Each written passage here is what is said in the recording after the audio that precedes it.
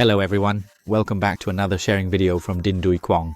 In today's video, I will answer a few questions from students. So this student is learning about the Gerber software and asked whether there is a grading command in Gerber that allows the sleeve and the body to match up 100% when grading. So in this video, I will answer this question together with you all. For example, we've already finished grading the body part, now we will move on to grading the sleeve. And first we will grade the upper arm part. You will use the command to grade the upper arm. Alright, let's grade the upper arm now.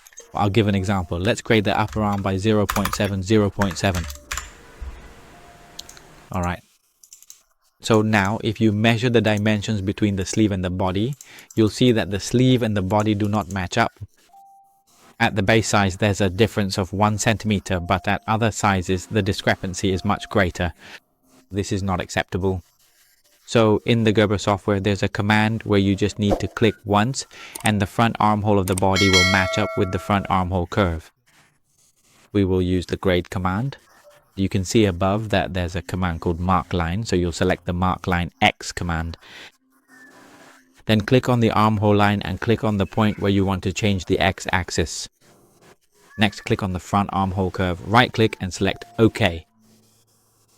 At this point, a dialog box will appear. You just need to click OK for me. Immediately, you'll see that the dropped armhole point has shifted. And now the front sleeve cap aligns perfectly and completely with the front armhole 100%.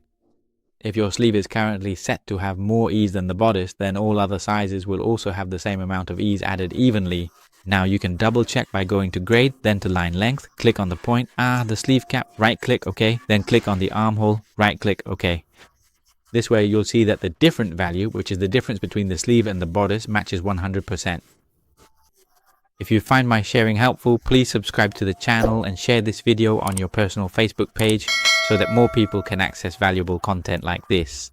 Goodbye and see you in the next sharing videos.